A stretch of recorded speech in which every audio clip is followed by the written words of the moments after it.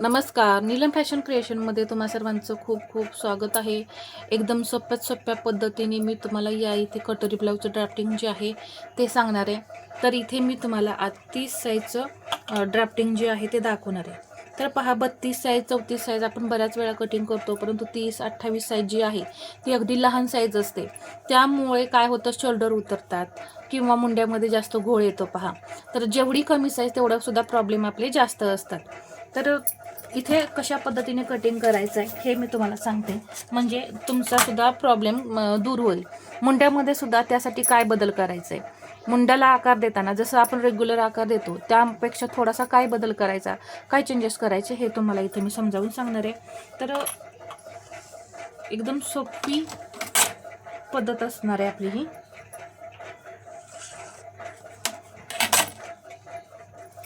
पहा, इथे मी उंची घेणार आहे 12.5 प्लस 1 13.5 इंच इथं मी ब्लाऊजची उंची घेतली. आता इथे कस्टमरच्या हाईटवरती सुद्धा ब्लाऊजची उंची डिपेंड असते. कधी कधी जर हाईट जास्त असेल तर त्यावेळेस इथं आपल्याला उंची सुद्धा ब्लाऊजची जी आहे ती जास्त घ्यावी लागते.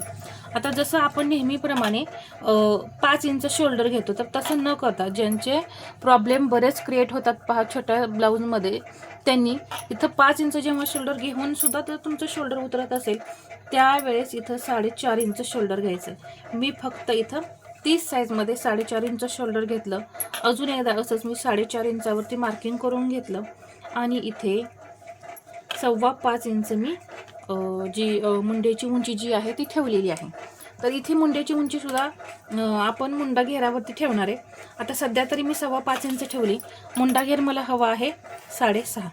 तर मी बरेच ब्लाऊज पहा प्रिन्सेस कटचे जे आहे ते याच मापावरून कटिंग केलेले आहेत. आता इथे छातीचा चौथा भाग 30 साईज आहे, त्याचा चौथा भाग किती होतो 7.5. याच्या पुढे 1.5 इंच मार्जिन. 24 इंच आपली कंबर आहे, तर त्याचा चौथा भाग होतो 6. त्यामध्ये मी 1 इंच टक्ससाठी घेतला 7 आणि हे पुढे 1.5 इंच मार्जिन.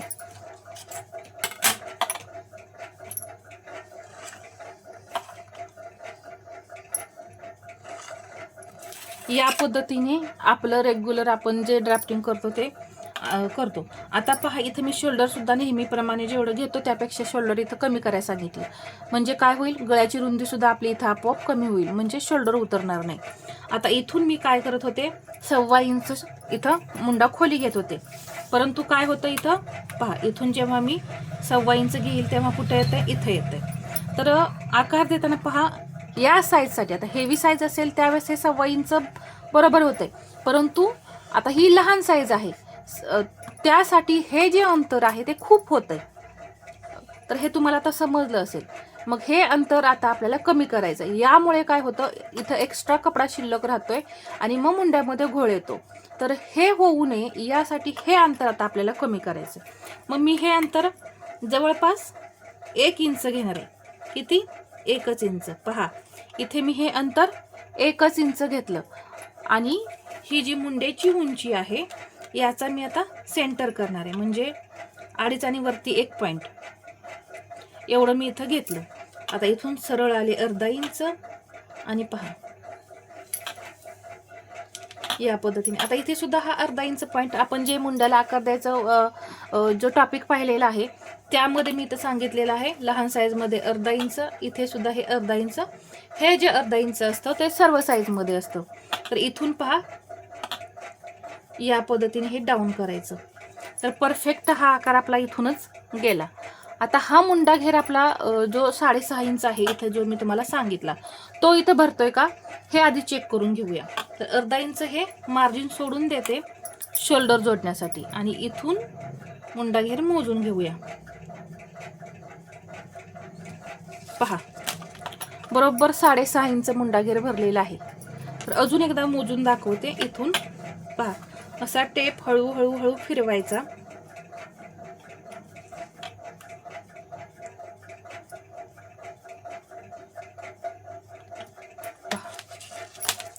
बरोबर 6.5 इंच इथं मुंडा घेर आपला भरला, म्हणजे 4.5 इंच मी शोल्डर घेतलं आणि 5.25 इंच इथं मी मुंडा घेतला. परफेक्ट मला मुंडा घेर मिळालेला आहे. आता इथे मला काही चेंजेस करायची गरज नाही मुंड्यामध्ये. आता पुढच्या मुंड्याला आकार देऊन घेऊ. हे पाव इंच इथं आतमध्ये यायचं, अशी एक तिरकी लाईन ओढून घ्यायची. इथे सुद्धा आपण जे पाऊण इंच घेत होतो इथे पण कमी करून हे अर्धा इंचच घ्यायचं आणि हा जो आकार आहे तो अशा पद्धतीने द्यायचा. इथे परफेक्ट आकार देण्याची ट्रिक सुद्धा मी तुम्हाला इथे सांगितलेली आहे. इथे मला 2.25 इंच पट्टी हवी आहे शिल्लक, तर मी इथं 2.25 इंचावरती मार्किंग करून घेतलं. मी अर्धा इंचच मार्जिन घेतलेलं आहे आणि इथं 2.25 इंच गळ्याची रुंदी राहील. आता एवढी कमी गळा रुंदी राहिल्यानंतर तुमचं शोल्डर उतरेल का? नाही उतरणार. इथे मी पाव इंच डाऊन गेले गळ्याकडे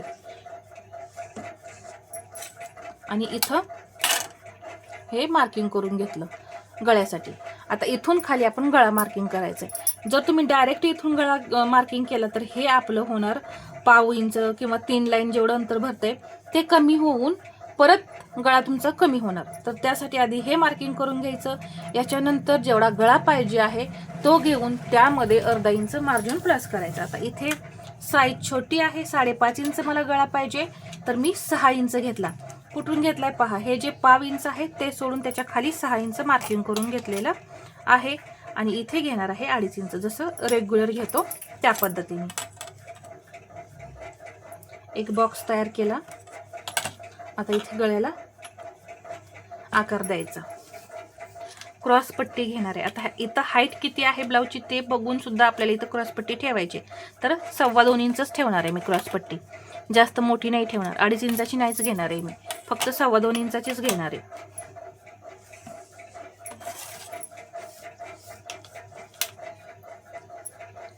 इथं घेतलं 1.25 इंच. पहा 2.25 इंच क्रॉस पट्टी घेऊन पण हे अंतर आपलं किती राहिलेलं आहे, तर म्हणून इथं आपली जी क्रॉस पट्टी आहे ती आपण कमी घेतली, 2 इंच घेतली तरी सुद्धा काही हरकत नाही. आता 4.5 इंच इथे मी कटोरी घेणार आहे. इथे मी 5 इंच पण नाही कटोरी घेणार, 4.5 इंचच घेणार आहे. 30 साईज म्हणजे खूप छोटी साईज होते पहा. यामध्ये कटोरी खूप मोठी घेऊ नका, 5 इंचाची सुद्धा घेऊ नका, नाहीतर अशी पोकळ पोकळ कटोरी दिसते पहा. जो खरा प्रॉब्लेम आहे तो मी तुम्हाला इथं सांगितला. इथे या पद्धतीने आकार दिले तर खूप छोटी अशी आपली इथं कटोरी तयार होते. इथं अर्धा इंच मार्जिन वाढवून घ्यायचं. तर हे मार्जिन तुम्ही पेपरवर वाढवा किंवा ब्लाऊज पीसवरती वाढवा या पद्धतीने. तर इथं मी सर्व सांगितलेलं आहे, त्यामुळे इथं तुम्हाला बाकी डबल परत काही सांगायची गरज नाही. आता ही कटोरी जी आहे ती आपण वाढवून घेऊ. ही कटोरी आहे 4.5 इंचाची. इथे वाढवताना अर्धा इंच, इथे पाव इंच, 1.25 इंच घेणार आहे या साईडला, या साईडला सुद्धा 1.25 इंच. आणि हा जो वाढवलेला भाग आहे सेंटर करून घ्यायचा आणि इथूनही 1.25 इंच. हा आकार देताना अगदी हळूहळू हळूहळू असा वाढवायचा आहे आणि हे जोडून घ्यायचं. आपली वाढवलेली कटोरी जी आहे ती सुद्धा किती सुंदर अशी तयार झालेली आहे, तुम्ही इथं पाहू शकता. आता मी इथं टक्स देणार आहे. टक्स देण्यासाठी पहा इथून हे मार्जिन, नाहीतर काय करा 1.25 इंच वाढवलेला आहे तर इथे 1.5 इंच घ्या. हे मी 1.5 इंच घेतलं. इकडे सुद्धा हे 1.5 इंच घेतलं. उंची घेणार आहे 2.5 इंच. आता ही जी कटोरी आहे आपली ती बरोबर 4.5 इंच राहील का, तर हे चेक करायचं. तर इथून पहा 2.25 इंच बरोबर इथं आलं. ही जी मूळ कटोरी आहे याचा सेंटर करायचा. 4.5चा सेंटर किती होतो 2.25. मग इकडून सुद्धा 2.25 इंच पहा इथे बरोबर शिलाई मार्जिन, इकडे सुद्धा बरोबर शिलाई मार्जिन राहिलेलं आहे. म्हणजे आपली ही जी कटोरी आहे टक्स देऊन सुद्धा जशी 4.5 इंच आपण मूळ कटोरी घेतलेली आहे त्याप्रमाणेच ही कटोरी राहणार आहे. जर तुम्हाला याची चार्ट पाहिजे असतील, किती वाढवायची, टक्स किती द्यायचा, तर याआधी मी व्हिडिओ शेअर केलेला आहे, त्यामध्ये तुम्ही पहा की मी बरोबर सर्व चार्ट तुम्हाला तिथे दिलेले आहेत. तर हा व्हिडिओ तुम्हाला कसा वाटला हे मला कमेंटमध्ये सांगा आणि व्हिडिओ आवडला असेल तर लाईक करा, शेअर करा आणि असेच नवनवीन व्हिडिओ पाहण्यासाठी आपल्या चॅनलला सबस्क्राईब करायला विसरू नका. धन्यवाद.